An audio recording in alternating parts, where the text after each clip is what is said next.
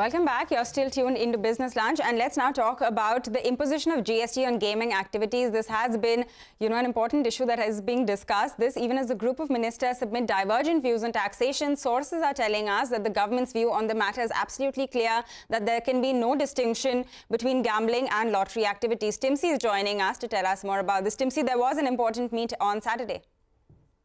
Well, as you rightly said, the GST Council met on Saturday.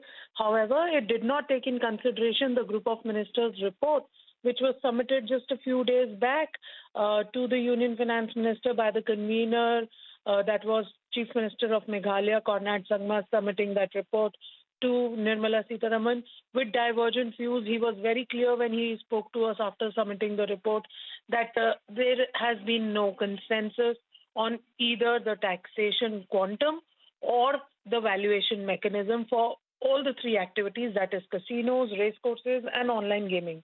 But on Saturday, when I spoke to CBIC Chairman Vivek Johri on the GamesCraft matter, where the government authorities have challenged GamesCraft for alleged tax evasion of about 24,000 crore rupees, he said on online gaming, the department's view is very clear that 28% GST is payable on actionable claims arising out of betting or gambling in the GamesCraft and any other online gaming cases.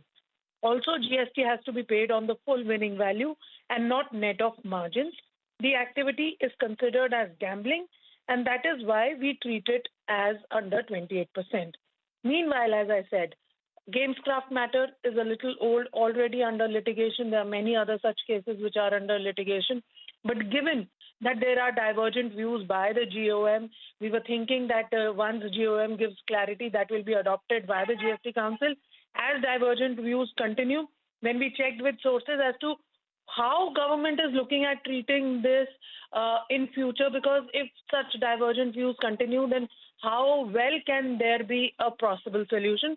Well, sources said that even as GoM on online gaming and casinos and race courses had submitted divergent views, government view is very clear. And the view that sources said that CBIC holds as of now, till the time there is no clarity from the GST Council, it is that cannot make any distinction between gambling and lottery activities. Casinos, race courses and online gaming have a common thread of gambling, which for GST purposes is part of lottery. Remember, lottery already is covered under GST and is treated under GST at 28% on full winning margins. And thus, government's view is that we need to give fair and equal treatment to all related activities which are related to lottery, which is gambling. And that is where online gaming, casinos and race courses come in.